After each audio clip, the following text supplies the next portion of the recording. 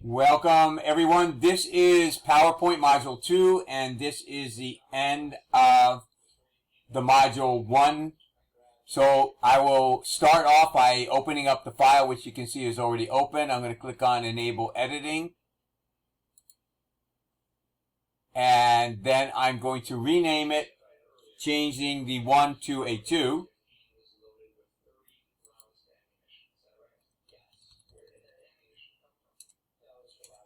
This procedure here, the end of module, is kind of straightforward, but it does have you do a couple of things that are a little bit challenging that you might not have done before.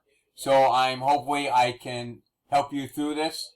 So I have done this change to what they want, and the project steps begin with you work in the marketing department at Cashman Neighborhood Lending, and you are preparing a presentation for potential first-time home buyers.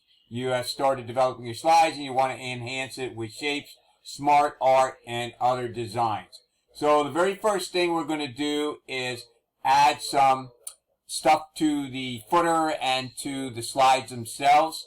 So it wants us to open up and put on a page number and a footer for everything except the title slide. So it doesn't matter where you're at. You can be on any slide itself.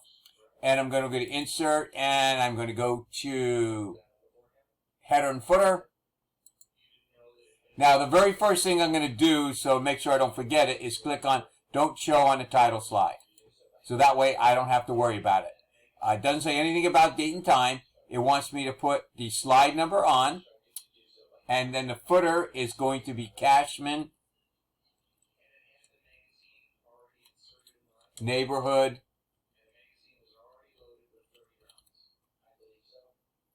Lenders. And I'm going to click on Apply to All. If I just click on Apply, nothing will happen because it'll only do it to the title slide, which has Don't Show on the Title Slide. So let's click on Apply to All, make sure that we're doing it right. So we have nothing here, and we have the page number, and then now notice the footer is kind of here. That's the particular design of this template, and here we have the same thing. So this looks good. We'll go back to the title slide in here. So on the title slide itself, we want to insert a beveled rectangle shape. So it's a little bit tricky to find because it doesn't actually look at it. So let's go to Shapes, and we're going to do now, go to Rectangle because it's actually in bevel. And this is one here. You might think that's frame, but it's actually rectangle, beveled. So let's click here. And to make it easier on yourself, you don't have to drag, you can just click. And that takes care of that. So we want to put a height of 4 and a width of 4.5. So here is the height, will be 4. And I'm going to hit the Tab key, and width is 4.5. So we're good there. And then it says Insert the file. And yes, I know it's overlapping, that's okay. So I'm going to click in here, and it wants me to put in it. So I'm going to insert the picture. So let me read the instruction for you. We want to insert the file as a picture fill in shape. So we don't want to insert the picture. We want to do it as a shape fill. If we insert the picture, it'll just insert a picture on the slide. So here's our shape fill. And what do we want to do? We want to put in a picture. And we're going to browse from a file. And I'm going to get the one for this class, which is the same. And click on Insert. And we're good to go. So now it tells me to display the ruler if necessary, which I already have. And we're going to make sure that we have our grid lines in here. So it says display the ruler if necessary, then align the shape so the left edge is 2 inches right of center, and then the top edge is 3 inches above the center. So that sounds kind of strange, but we'll take care of that. So let's click on View, and we want grid lines. So here is 2 to the left of center, because center is 0. And let me read the other one, and it wants me to be 3 above the center. So here is 3. So I'm going to just drag this. Notice the grid line on 2 and the grid line on 3, and it should snap to the grid. So let's see if it does. And it did not. So if it doesn't snap to grid, that's an option that you have to set. So we're looking pretty good here. So notice the grid lines are at 2 and at 3, so that makes it kind of easy to do. Now I'm going to get rid of the grid lines. And that takes care of all of number 2. So this is what it should look like, and I think we pretty much do. Going to slide 2, and we're going to do a table hierarchy graphic, and then we're actually going to change it. It's a little bit challenging to find, so I'll walk you through it. So all you have to do is click in it. You don't have to select it. So we want to be on home, and we want to click to convert to smart art. And you can try finding it here. It could be a little bit challenging. So the easiest thing to do is click on more smart art styles and go to hierarchy. So here's our hierarchy, and it wants us to do a table. So we need to find table. So let's just go through them one at a time. And you can see that's the table hierarchy. So let's click on that. And I'm just reading to make sure that we're good. And now we have a FICO score credit score, exactly what they want. Then it says change the smart art style. Let's see. Table hierarchy located in the relationship thing in here. So let's just go back and double click and make sure that we have what we wanted. So here's what it tells us to look at. So let me go up to where we need to be. And we're going to change the smart art style to the intense effect located in the max. Then it says change to table hierarchy. So it's got a little thing about Mac users. Mac users need to convert the number list to a hierarchy list and then smart art graphic and then change it. So if you don't have a Mac, you don't have to worry about that. I don't have a Mac, so I'm not worrying about it. So let's click on the smart art styles and see what we have. And here's our best match. And it wants it to be the intense effect, which I believe is all the way to the right. So that looks nice there. That is all of number 3. Number 4 is with slide 2 displaying. Insert the up arrow in the block arrow section, and we're going to resize it. So we can put it anywhere, it doesn't matter. So let's click on insert, and we're going to do shape. And here is the block arrow going up. And I'm just going to click here, and then I will resize it. So it tells me to resize it to a height of 0.5 and a width of 1.2. So the height here is 0.5. And the width is 1.2. So it's kind of like a fat little thing here. And if it's not, that means you have the height and the width reversed. So then we're going to insert the rectangle top corner snipped. So that's pretty easy to do. Again, let's go to Insert Shapes. And here's our rectangle. And this is the top corner snipped. So I'm just going to click here anywhere. And let's see what it wants. It wants a height of 1 and a width of 1.5. So the height already is 1. So let's make the width 1.5. And then it wants me to move the rectangle so its upper edge touches the lower edge of the arrow. So let me just take this up top here. And that pretty much does it. What I'm going to do here is just use my up arrow key to get it. I'm going to click outside to make sure there's no white showing, which there isn't. And I'm going to go down one to see, and I'm going to go down one more. So now you see that there's white. So you don't want the white. That's okay. Let's get rid of that. And let's see what it says. Move the rectangle shape so this upper edges touches the lower. Then align the two shapes center and then merge them. So what we're going to do is click on the two of them. We're going to go to align. I know if you have a Mac, there's an extra step that you have to go to. So you want to make sure that we're aligning the selected objects. Otherwise, it's going to align it to the slide. That's not what we want. So we want to align the shape center.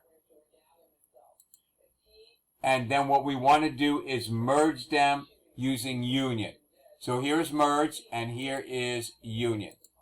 So now we have a shape that we can just drag around as one unit.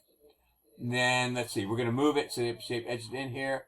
Merge and using union, which we've done. Number 5, with slide 2 showing. Display, copy. So we're going to copy and make another one here. So I just copied and pasted it. I'll get this out of the way for right now. And let's see. Move one of the shapes so it's below the word good in a smart art shape, and then align it. So let's move it below good. And let's see where it wants us. So it wants me to move the arrow so it's 1 inch to the right of center, and the bottom edge is 125. So here's center. So I'm going to click here. And let me just read it. So the tip of the arrow is 1 inch. So here's the tip of the arrow. And then the bottom, you want to click on the bottom. Don't click in the middle.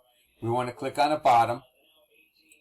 And we're going to get it where it needs to be 1.25.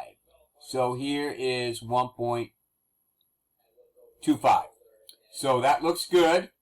So we are now going to rotate the shape 30 degrees. So here's rotate. Actually, it's 340 degrees. Not really sure where 30 came from. We need to click on more rotation options. And then you can just type in 340. Then we're going to type in average. So what I need to do to type in average is just right click and choose edit text. And I'll put in average. Change the shape fill to orange, olive green accent 325. So here's our shape fill. And this is olive green and darker 25. And then we're going to do the right shadow effect from the inno. So here's our shape effects. And here is our shadow from the inner. And let me see what it wants. It wants the right shadow effect. So this should be this one here. And from the inside category. So that looks kind of nice, I like that. I love these little shadow effects. So with slide 2 still showing, merge, I can move the second one below the word bad. So let's move it below the word bad, and let's see where it wants us aligned. It wants it so the arrow is 4.5 to the left, and the bottom is 1.5 down. All right, so here is, let's click here, and we want it 4.5 as close as possible. And then I'm going to click here, and we pretty much have it set to 1.5. Then it wants me to, see, we want to rotate it, the shape 20 degrees. So here is our shape. We already have it open from the left. We'll rotate it 20. And then we will make this one, we have to type high risk, then we're going to type purple accent 5. So let's go and edit the text and type in high risk. Do not type in the enter key, and then we'll go to shape fill. Will be purple. So let's find purple. Purple accent 5, darker 25 should be this. And then we're going to put in the inside left shadow effect. So here's our shape effects, shadow, and we're going to do, this time we're going to do the left. So that looks pretty good. I'm going to look to see what we have over here. So high risk and average. So we're looking pretty good so far. I highly recommend that you always look at the pictures just to make sure. So on slide 3, what actions to take? We're going to click on that, and then we're going to fill up a few other things. So we need to be on slide 3. And we're going to change the fill color of the first one. So all I have to do is click here. And the shape fill will be white background, darker, 35.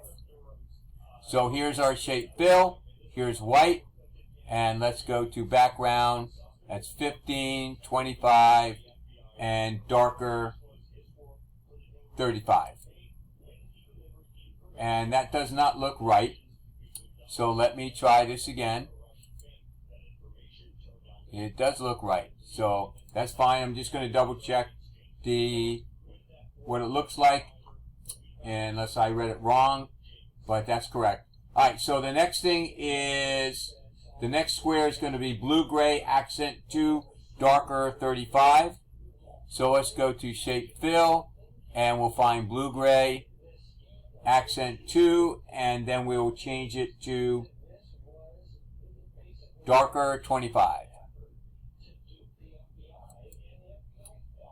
Then the very next thing will be make down payment, purple accent 5, 25. So I may have skipped one. Keep your olive green. Okay, we did. Keep your job is going to be olive green. And we want that to be 25 as well. And then we're going to do the last one, which is make big down payment. Will be purple accent 5, darker 25. So we want purple accent 5 and darker 25. The next thing it wants me to do is resize each square to a height of 2 and 2 and apply the glow. Well, you do not have to do each one individually. I'm going to control click each one, and I'm going to click on shape format, and I'm going to change this to 2 and 2. So that makes them the same size. Then we're going to put in apply the glow 18-point olive green to all 4 squares, and then align them in the middle. So let's go to the shape effects, and let's find glow, and I believe it's this one here, 18-point. So now we have the glow on each one. Align the 4 squares in the middle of the slide. So now we will need to make sure that we're aligning them to the slide itself. So let's go to align and align to slide. Then we're going to go to align again, and let's align middle. So that looks good. With slide, change the arrow, fill, align in here. So now we need to distribute them vertically and horizontally. So have to be careful with that. So let's go, and I'm going to save this here. And let's go back to distribute them. If I align them to slide, then when I distribute them vertically, it's going to mess it up. So let's click on Align Selected Objects, and then let's go and distribute them horizontally. So that kind of moves it in a little. And distributing vertically should really not change anything, because they're not up and down. But if we did it to the slide, you'd have one here, one here, one here, and one down there. So you don't want to do that. Let's go to number 8 with slide 3 displaying. Change the fill arrow to green accent 3 darker 25. So we're just going to click and change the fill to green accent 325. And we're going to change the outline weight to 6 point. So we're just going to go to shape outline, and we're going to just change the weight. As soon as you change the weight, it will automatically put it on for you. So now we have the arrow looking pretty good. And we're going to change it to a relaxed, moderately 3D perspective rotation effect. Okay, so let me make sure that I change the outline to the right weight. I think it said 6 point. And I chose 3. So let's go and put in the perspective. So we need to go into Shape Effects. And then we want the 3D rotation. And then we just need to find the one. It's not really going to give you much of it here. So we want relaxed moderately 3D rotation. So here is, we just have to find the one. And there's our perspective, relaxed moderately. And the very next thing is use the smart guys to move the arrow to the center of the slide so it's centered horizontally and vertically. There's really an easier way to do it than this, but let's just go. Here's the smart guide. When I start clicking it, you can see there is, it's centered horizontally, and here is now centered vertically. But there's another way that you can do it through position. So let's go into that and let's just take a look at it, which actually I'll show you later on. So I don't want to mess with it, but you can do it through position in here, and you could actually position it from the center and make things around. So I'm not going to change that right now. So let's go back to number 8 is use the smart guide, send the arrow to the back so that's behind all 4 squares. So I'm going to do it, instead of sending it from the back here, I'm going to choose the selection pane and do it this way. So notice that we have our 4 squares here. I'm just going to take it and I'm going to drag it down here. And the reason why I did that, if I send it all the way to the back, what will happen is you'll see this underneath the slide placeholder. So let me go and show you what I'm talking about. Let me send it all the way backwards and send it back. And it may, in this case, it didn't do it, but it may put it behind this. You have to be very careful about that. So I wanted to point that out to you. Sometimes it will, sometimes it won't. So that send it to the back as in figure 3. And let's see what we have. This is what it should look like, which is pretty much what it looks like. And let's see. Apply the white transition and then apply from left to all 3 slides. So I can click on any slide. Here's a transition. Here is wipe. And then we want it from the left.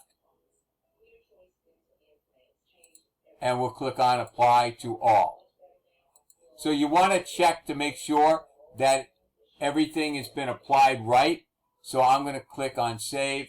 And you can go and check it by running it, or you can go to side sorter view and you can see we have a transition, we have a transition, and we have a transition. So that's what we're doing. So I'm going to go and run it just to double check. So there is the wipe on that one. There's the wipe on that one. And there's the wipe on that one. And that, ladies and gentlemen, is everything. I'm going to save this one more time, and then I would submit it. So hopefully this was helpful for you. And, of course, if you have any questions, please let me know.